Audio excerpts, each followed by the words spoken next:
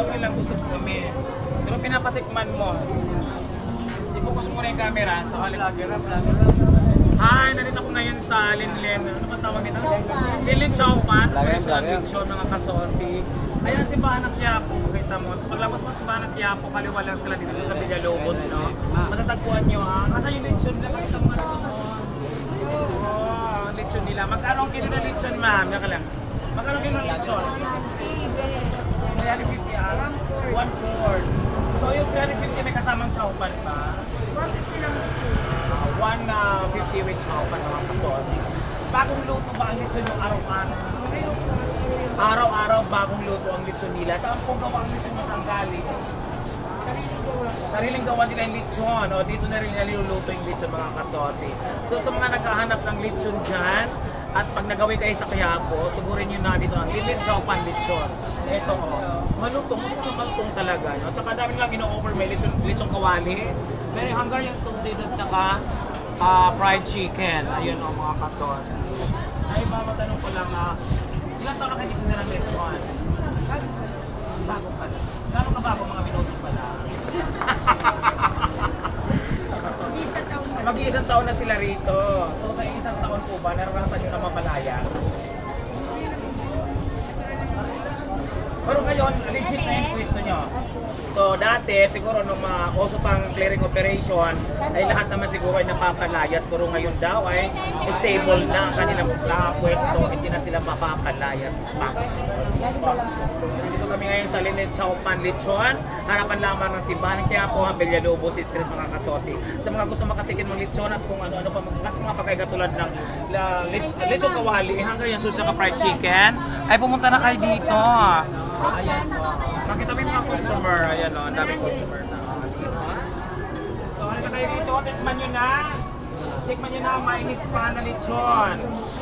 Lahat ng titikim ay kailangan bumili. Tumikim ka, di ba kailangan bumili ka? Kaya nga hindi ako tumikim kasi gusto ako pero pag nagutom siguro ako. Pag hindi lang tikim ang gagawin. Masarap eh, no? Masarap. Lahat iba ng binibigyan nyo ng free taste ay bumibili. O, lahat na binibigyan o pinapatikim nila, bumibili. Ang ibig sabihin, masarap. Diba? Kasi pag tumikim ka na hindi mo nagustuhan, hindi ka naman bibili kahit binigyan ka ng free, diba? Pakita mo mukha ni ma'am. Kaway ma'am kamay. Efrem Villegas channel. Ayan. Wala kong muro lang. 350 ang 1/4 ng kanilang lechon. Sa 1/4 na yun, pwede na pagsalo-salo ng 4 hanggang 6 na tao. Pulutan lang yun ha, hindi pwede ulan. Ito po, ilapit mo nga rin. Ito ka nakikita. Bawal hawakan! Bawal hawakan. May kanin po. Oh. Mami, pakita mo yung ang ginagawa. Ayun, ayun. Focus mo yung camera. Ilapit mo doon yung camera. Sige. I-focus mo. Yan. Yan! Magkano halaga yan, ma'am? 150 lang. 150 lang yan, Raymond. 150. May libreng balat. Ayan, ayan. Hindi sinasama yung balat sa mga. Yung balat pala ay libre. Yung tinitimbang ng 100 grams, Hindi kasama balat. ay hindi kasama balat. So pag umorder ka, 100 grams, libre na yung balat. Meron lechon na At ito pa yung sausawan nila. Ito ay unli gravy, no? O lechon sauce Ano po sa inyo? na sarili nilang gawa. Oo. Ito po, 1/4 po. So, ang dami nang umorder, oh. Marami nang umorder. Ayan. Cameraman ko, parang napapagod na rin siya, no? So, ayan mga kasosi, no? 100 grams yan, ma'am?